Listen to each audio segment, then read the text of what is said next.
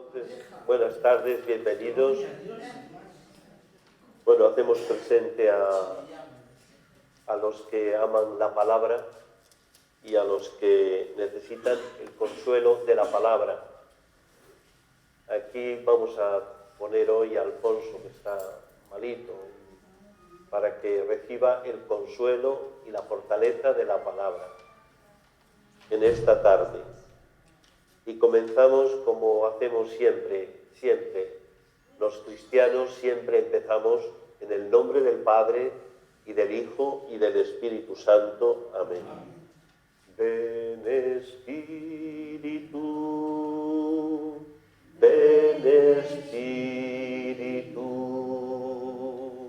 ven Espíritu, ven Espíritu, ven Espíritu, ven Espíritu, ven Espíritu, ven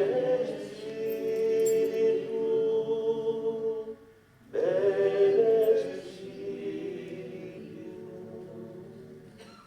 Bueno, en el camino de la vida aprendemos lecciones que son vitales, y una de ellas es que solo donde está el Espíritu hay vida, donde está el Espíritu hay alegría, donde está el Espíritu hay entrega. Entonces, esto que en el mundo cristiano podemos decir esto que ya decía San Pablo en la primera carta a los Corintios, que la letra mata, pero el Espíritu da vida. Por eso invocamos al Espíritu, porque esto puede parecer una cosa buena, la letra, pero si no está el Espíritu, no sirve de nada. Entonces llamamos al Espíritu, que es el que transforma la palabra de la Escritura en palabra de vida para nosotros, en una palabra que después es transmitida por la fe del pueblo fiel, del pueblo de cristiano. La acción del Espíritu no solo se refiere a la formación de los textos de la Escritura, no solo el Espíritu actúa cuando el autor está escribiendo el libro, sino que siempre que nos reunimos para escuchar la palabra de Dios, el Espíritu está creando de nuevo vida, creando. De ahí que este momento es tan extraordinariamente hermoso, porque el Espíritu Santo transforma unas palabras de un libro, las transforma en palabra de vida para todos nosotros. Ven Espíritu, ven Espíritu, ven Espíritu, ven Espíritu, ven Espíritu, ven Espíritu, ven Espíritu, ven Espíritu. Bueno, y como motivación vamos a recordar que cuando la Sagrada Escritura se lee con el mismo espíritu con que fue escrita, permanece siempre nueva. Esto también os habrá llamado la atención, a mí siempre me llama la atención, porque estamos siempre con la palabra, y la palabra es siempre nueva, siempre tiene nuevas riquezas para darnos y para decirnos. Sin la palabra estaríamos perdidos, pero la palabra ya trae siempre novedad. Entonces la dulzura de la palabra de Dios nos impulsa a compartirla con los demás. Siempre que escuchamos la palabra, somos invitados a compartir la palabra con los demás hermanos. Y cantamos: me postraré en tu presencia, me postraré ante ti, Señor. Me postraré en tu presencia, me postraré ante ti, Señor. Bueno, pues agarraos a alguna de estas cosas para entrar con este espíritu nuevo en esta palabra de hoy. Hoy vamos a hacer lección sobre el texto de Juan 1, 29, 34 y corresponde al segundo domingo del tiempo ordinario. Y decimos también algo de esta palabra, de este texto. Bueno, primero deciros que estamos ante un texto breve, pero de una densidad teológica inigualable. A diferencia de los tres evangelistas sinópticos que presentan a Juan como el que invita al arrepentimiento y como el que invita al cambio de vida, ¿recordáis esto? Bueno, pues en el evangelista Juan Bautista es presentado como el que da testimonio de Jesús. Esto es lo más grande. Y como veremos, lo más grande para un cristiano es dar testimonio de Jesús. ¿Quién decís vosotros que soy yo? Bien, y dicho esto, en el que nos encontramos con un texto que nos invita a ser testigos valientes de Jesús, vamos a escuchar el Evangelio que nos va a proclamar Julián. En aquel tiempo, al ver Juan a Jesús que venía hacia él, exclamó: «Este es el Cordero de Dios que quita el pecado del mundo. Este es aquel de quien yo dije: tras de mí viene un hombre que está por delante de mí, porque existía antes que yo. Yo no lo conocía, pero he salido a bautizar con agua para que sea manifestado a Israel». Y Juan dio testimonio diciendo: «He contemplado al Espíritu que bajaba del cielo como una paloma y se posó sobre mí. Yo no lo conocía, pero el que me envió a bautizar con agua me dijo: aquel sobre quien veas bajar el Espíritu y posarse sobre él, ese es el que bautiza con Espíritu Santo. Y yo lo he visto y he dado testimonio de que este es el Hijo de Dios». Palabra del Señor. Gloria a ti, Señor Jesús. Bueno, agradecemos mucho a Julián, que ha proclamado la palabra.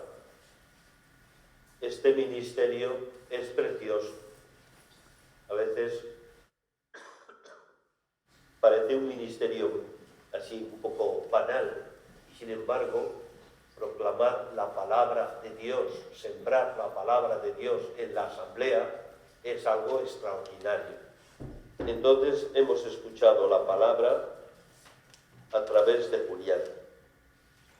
Y vamos a comentar brevemente este Evangelio de Juan 1, 29, 34.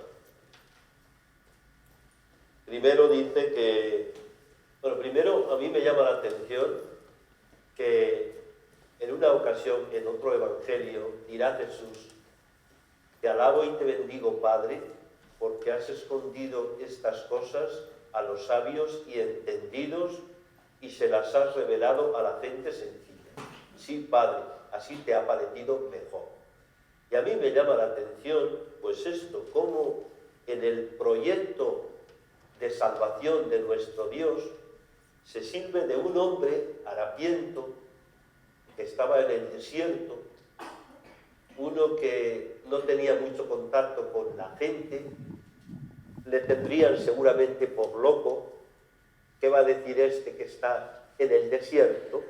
Bueno, pues Dios en su designio se sirve de este pobre hombre para decir cosas fundamentales de Jesús. Y en esto lo primero. Y dice el texto, al ver Juan a Jesús, que venía hacia él, bueno, Jesús ha estado 30 años viviendo en Nazaret. Y son 30 años en los que podemos decir que Dios aprende a ser humano, aprende a ser uno de nosotros. Pero ahora viene para mostrar el proyecto fascinante de Dios, la realización de las promesas. Ahora viene. Y la esperanza de la salvación. Juan está rodeado de gente porque, como sabéis, tenía mucho éxito y la gente acudía de todas partes para escucharle y para ser bautizados. Bueno, pues Juan está rodeado de gente, pero ve que viene Jesús. Jesús un poco más lejos del grupo, va viniendo, se va acercando lentamente y Juan lo ve venir. Otro detalle que quiero destacar. Juan ve venir a Jesús.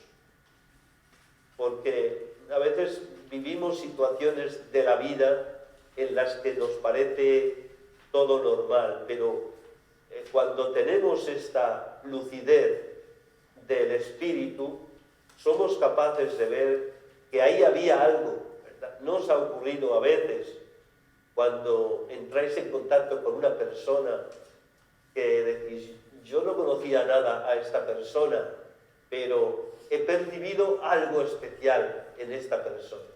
O también en la homilía, que es una cosa pues, en la que hemos participado cientos de veces. Bueno, muchas veces te sientas ahí, escuchas, haces como que escuchas, pero no logras captar nada. Y sin embargo hay veces que dices, aquí he percibido el Espíritu. Bueno, pues Juan es el que ve venir a Jesús, le ve venir. ¡Qué maravilla! Me acuerdo una vez que aquí en Burgos yo venía con el coche por aquí para llegar al convento. Y bueno, de estas veces que miras a los lados, yo vi una mirada de luz de una muchacha que me llamó muchísimo la atención. Dice, pero qué maravilla, cuánto me gustaría conocer. Bueno, resulta que después tuvimos una celebración aquí en el Carmen y apareció esta muchacha. Y resulta que era una chica que estaba en el centro de peregrinos donde está Marie Noël. Y también a Marie Noël le había llamado la atención. Esa luminosidad. Bien, Juan es el que ve venir a Jesús. Y de ahí que sea muy importante ir por la vida con los ojos abiertos para ver dónde está la vida, dónde está el Espíritu. Bien. Bueno, Juan lo ve y comienza a hablar de Jesús. Vamos a ver lo que dice Juan de Jesús. Bueno, y dice, este es el Cordero de Dios que quita el pecado del mundo. ¿Os suena esta expresión? Porque la decimos en la Eucaristía, pero fijaos, a veces pues la podemos decir también con rutina, y sin embargo recuerda un momento especialmente vivo en la vida de Juan Bautista, cuando dice, este es, les está diciendo al grupo que lo rodea, este es el Cordero de Dios que quita el pecado del mundo. Esto es lo que Jesús dice a la gente y es el mejor resumen de lo que se puede decir de Jesús. Por eso la Iglesia lo ha mantenido. Este es el Cordero de Dios que quita el pecado del mundo. Cordero, ¿qué significa cordero para un judío? ¿De qué les habla? Pues les recuerda el paso del Mar Rojo, ¿verdad? Y cómo pusieron sangre del cordero en las jambas de las puertas, de tal manera que el cordero es símbolo de éxodo. Éxodo es salida, liberación, es éxodo, habla de Pascua, de paso del Señor. Bueno, y los judíos pues siguen celebrándolo y nosotros también. Por eso en la Pascua recordamos lo que pasó en aquel tiempo en Egipto con el Cordero. Bueno, por tanto, Jesús libera, cura, da dignidad, se compadece. Y el verbo traducido por quitar significa literalmente levantar. O sea, este es el Cordero de Dios que se levanta sobre el pecado del mundo. El pecado del mundo no lo aplasta, sino que se levanta sobre el pecado del mundo, sobre todo el pecado del mundo. Como decimos en un salmo muy bonito que alguna vez hemos comentado, el Señor se sienta por encima del aguacero. El aguacero lo destruye todo, pero el Señor se sienta por encima del aguacero. Bien. ¿Y cuál es el pecado del mundo? ¿Cuál es este pecado del mundo que el Cordero viene a quitar? Bueno, pues el pecado es la realidad opuesta a la humanización. Todo lo que se opone a la humanización del ser humano, todo lo que se opone a esta nueva realidad humana, esto es el pecado. Lo que destruye este proceso de renovación que está presente por el hecho de haber sido creados a imagen y semejanza de Dios. Por eso, el pecado es todo lo que va contra el ser humano. Todo. Bien. Y unas veces por ignorancia, otras veces por negligencia o inconsciencia, es lo que impide al ser humano desarrollarse, lo que impide desarrollarse como persona. Bueno, entonces esto creo que es bonito también, entender así el pecado del mundo, lo que va contra nosotros, lo que va contra el ser humano. Y por eso esto estamos ante algo grande, y dice un salmo, oigo un lenguaje desconocido, porque normalmente en este mundo oímos lenguajes esclavizantes, pero pocas veces oímos lenguajes liberadores. Bueno, pues Jesús es el que trae un lenguaje liberador. Donde Jesús está, pues eso suena a vida, no algo trasnochado, algo viejo, algo cansado. Bien. Y tres detalles del Papa Francisco. Uno de ellos dice el Papa Francisco, uno puede pensar que como un cordero, algo tan pequeño como un cordero, puede quitar tantos pecados, tantas maldades. ¿Cómo es esto posible? Y el Papa dirá, con su amor, con su mansedumbre, esto es, ¿verdad? ¿Cómo es posible que quite el pecado? Bueno, el Evangelio nos da muchas señales de esto. ¿Cómo es posible que un grano de mostaza se convierta en un arbolito donde los pájaros construyen sus nidos? Bueno, pues bien, ahí estamos, ¿verdad? Vale. Entonces, y otro detalle del Papa Francisco, dice que Jesús nunca dejó de ser cordero, nunca. Y fue manso. ¿Recordáis un texto? Aprended de mí que soy manso y humilde de corazón. Nunca dejó de ser bueno. Nunca dejó de llenar de amor todo lo que tocaba. Siempre cercano a los pequeños. siempre cercano a los pobres. Estaba en medio de la gente, curaba a la gente, enseñaba, oraba. Tan débil está Jesús como un cordero, pero tuvo la fuerza de cargar sobre sí todos nuestros pecados, todos, dice el Papa, con esta manera tan cercana que tiene de hablar. Todos los pecados los cargó sobre él. Y dice el Papa, dice, cuando miramos nuestra conciencia, encontramos en ella algunos pecados que son bien grandes. Pues con todos esos pecados Él los carga, este cordero manso.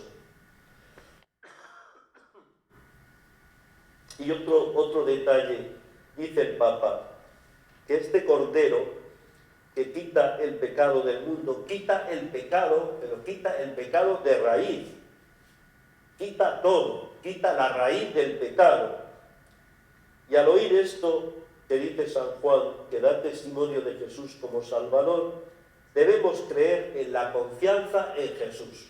Y dice el Papa Francisco, dice, muchas veces tenemos confianza en un médico. Vamos al hospital, tienen que hacer una operación y preguntamos, ¿cómo será este médico? Y si nos dicen, es un médico que merece la pena. Bueno, tenemos confianza en un médico, o tenemos confianza en personas que nos resuelven problemas que tenemos en la vida. Y dice el Papa, esto está muy bien, pero nos olvidamos a veces de la confianza en el Señor. Esta es la clave del éxito en la vida, la confianza en el Señor, encomendarnos al Señor. Esta es una apuesta que tenemos que hacer, confiar en Él, y nunca decepciona, nunca, nunca. Escuchen bien, Jesús nunca decepciona, nunca, dice el Papa Francisco.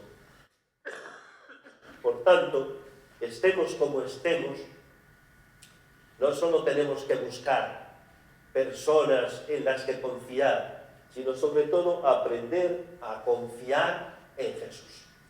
Y recordamos a Teresita, en este año en el que vamos a oír hablar mucho de ella, recordamos que uno de sus cantos decía, lo que agrada a Dios en mi pequeña alma, siempre amé mi pequeñez y mi pobreza, lo que agrada a Dios en mi pequeña alma es que amé mi pequeñez y mi pobreza, es la confianza ciega que tengo en su misericordia, es la confianza ciega que tengo en tu misericordia. Bueno, entonces con este pequeño comentario, a lo mejor os ayuda para valorar más esa expresión que dice Juan Bautista, este es el Cordero de Dios que quita el pecado del mundo. Sigue hablando Juan, sigue diciendo quién es Jesús. Y dice, este es aquel de quien yo dije, tras de mí viene un hombre que está por delante de mí, porque existía antes que yo. Yo no lo conocía, pero he salido a bautizar con agua para que sea manifestado a Israel. Bueno, de nuevo nos encontramos con Juan Bautista, que va diciendo eso, ¿quién es Jesús? Y este es aquel de quien yo dije. Bueno, llama la atención que Juan que era en aquel momento la voz más importante, la voz profética más importante, se presente con esta limpieza, ¿verdad? Muchas veces solo dejamos entrar algo de los demás si encaja con lo que pensamos nosotros. Pero Juan Bautista como que se queda desnudo, no tiene reparo en dejar a un lado lo que sabe y se pone a aprender de Jesús con una actitud limpia. Bueno, como sabéis, estamos en el sínodo y una de las actitudes del sínodo es la escucha, que ya digo, no es tanto el hecho de que lo que el otro dice coincida conmigo, sino el hecho de abrirme a la palabra, a la realidad y a la vida del otro. Así Juan se presenta, ¿verdad? Y al poner a Jesús en su sitio, se coloca también él en su sitio. Cuando ponemos en su sitio al hermano que tenemos al lado, nos colocamos en nuestro sitio. Y son unas palabras sorprendentes de Juan Bautista, porque llega el esposo, el que va a establecer una nueva alianza con el pueblo, el que tiene derecho a la esposa, el que tiene derecho a la intimidad con la esposa. Su bautismo, el bautismo de Juan, va a ser algo ritual y externo, pero el de Jesús va a ser interior y profundo en el Espíritu, porque sin el Espíritu todo, incluso lo que está bañado en religiosidad, puede estar vacío. Bueno, pasamos adelante. Y Juan dio testimonio diciendo: he contemplado al Espíritu que bajaba del cielo como una paloma y se posó sobre él. Yo no lo conocía, pero el que me envió a bautizar con agua me dijo: aquel sobre quien veas bajar el Espíritu y posarse sobre él, ese es el que bautiza con Espíritu Santo.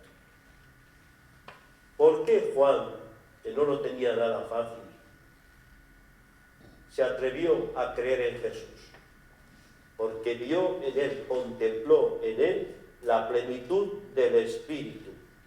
Vio a Jesús sumergido en el Espíritu, empapado en el Espíritu. Y el Espíritu es el que comunica la vida nueva. Por eso Juan se quedó boquiabierto y amén, porque he contemplado al Espíritu. Entonces nosotros lo mismo, para poder ser creyentes en Jesús, no vale el que hayamos nacido en una familia cristiana, ni vale el que hayamos ido siempre a la Eucaristía, sino que en algún momento hemos tenido que hacer la experiencia de contemplar al Espíritu en Jesús, de descubrir quién es Jesús, qué es lo que ha hecho. Y por eso Juan deja todo lo suyo y se convierte en amigo del esposo, se integra en el plan de salvación de Dios. Y a sus discípulos, que eran lo más querido para él, también les invitará a que se pongan en camino detrás de Jesús. Aquí se ve muy clara la misión de Juan: adelantarse al Mesías para darlo a conocer en su persona y en su acción. Y esto lo hace bautizando. Dice el texto que el Espíritu Santo que baja, reposa. No solo baja y desaparece, sino que reposa, como para decir que el Espíritu permanece siempre con Jesús y está siempre con él. Y al finalizar el Evangelio, cuando Jesús muere en la cruz, ya sabéis que a quién entrega Jesús a nosotros. Jesús nos entrega el Espíritu. Terminamos con el último texto. Dice: y yo lo he visto y he dado testimonio de que este es el Hijo de Dios. Bueno, Juan Bautista, precursor en el adviento del que iba a venir, nos deja ahora su testimonio personal sobre el que ya ha llegado en el misterio de la Navidad. Su sorprendente testimonio se une a la voz divina, que en el bautismo también había dicho: este es mi Hijo, el amado, mi predilecto. De él son estas impactantes palabras: yo lo he visto y he dado testimonio de que este es el Hijo de Dios. ¿De dónde viene la fuerza de Juan Bautista? De que ha visto este testimonio, ha visto esto, y por eso da testimonio. Ya puede encontrar mucha gente contraria alrededor, que él lo ha visto, y por eso a mí ya me podéis decir lo que queráis, pero yo he visto y doy testimonio de que este es el Hijo de Dios. Esta frase es la frase central del texto de este Evangelio. Y en esta frase se nombran dos temas muy queridos para el evangelista Juan. Uno, que Jesús es el Hijo amado y predilecto del Padre. Y otro, el testimonio que da Jesús, que da acerca de Jesús. Y por tanto, el Bautista es la primera persona que da testimonio, el primer testigo de quien ha experimentado a Jesús en el bautismo. Por eso dirá: este es el Cordero de Dios que quita el pecado del mundo.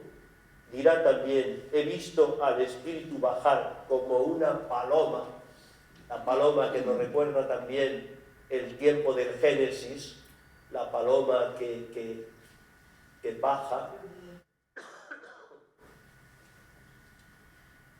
He visto al Espíritu bajar como una paloma y permanecer sobre él.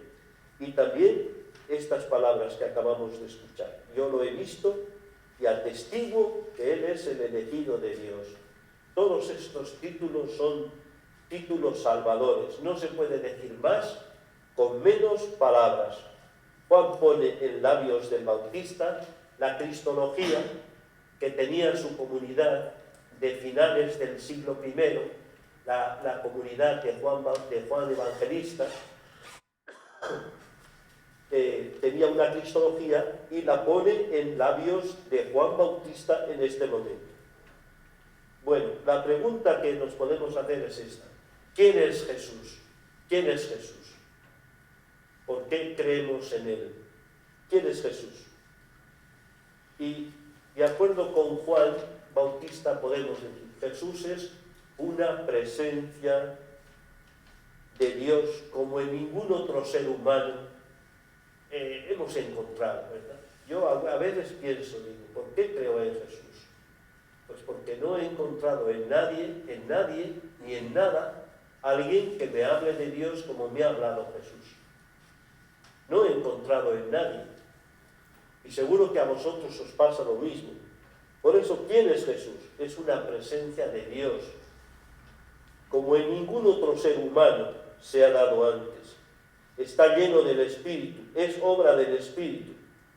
A Jesús no lo explica que tenga un cerebro excepcional, ni una educación magnífica, ni nada de lo que tratamos de explicarnos a veces por qué una persona es maravillosa. No es por nada de esto. A Jesús lo explica solo la fuerza del Espíritu, que Dios estaba con él. Por eso, más que Cordero de Dios, aquí aparece como Hijo de Dios, Hijo amado de Dios. Bien, termino con la respuesta a la palabra. ¿Quién es Jesús para ti? Para mí, ¿quién es Jesús? ¿Por qué crees en él? ¿Por qué crees en él? ¿Qué significa para ti hoy ser seguidor, discípulo, misionero de Jesús? ¿Cómo das testimonio de Jesús? ¿A veces has dado testimonio de él? ¿Te sientes llamado o llamada a abrir caminos de liberación a tu alrededor, como los abrió Jesús? ¿Quién es Jesús para ti? ¿Por qué crees en él? Preguntas fuertes que podemos responder. Y para orar la palabra,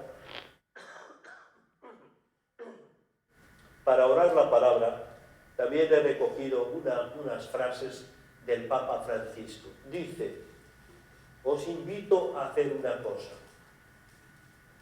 Cerremos los ojos. Imaginemos esa escena a la orilla del río, Juan mientras bautiza y Jesús que pasa. Y escuchemos la voz de Juan: este es el Cordero de Dios que quita el pecado del mundo. Miremos a Jesús en silencio, que cada uno de nosotros le diga algo a Jesús desde su corazón. Bueno, entonces, si os parece, lo revivimos, cerramos los ojos si queréis y hacemos esto. Os invito a hacer una cosa. Cerremos los ojos, imaginemos esa escena a la orilla del río, mientras Juan bautiza y Jesús pasa. Y escuchemos la voz de Juan: este es el Cordero de Dios que quita el pecado del mundo.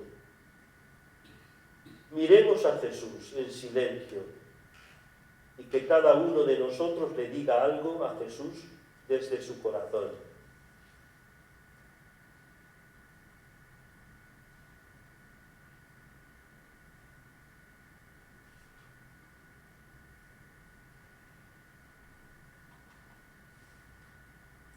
Yo creo que como respuesta a todo esto, pues podía ser que no nos guardemos la luz, que si tenemos algo de luz, la comuniquemos.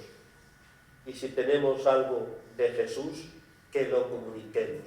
Que demos testimonio de Jesús al mundo, porque sería una pena que hoy, por falta de testigos, de testimonios, mucha gente no supiera quién es Jesús. Bueno, pues buenas tardes, buenas noches a todos, y el próximo martes nos vemos, si Dios quiere, para seguir este caminito de la lección. Buenas noches.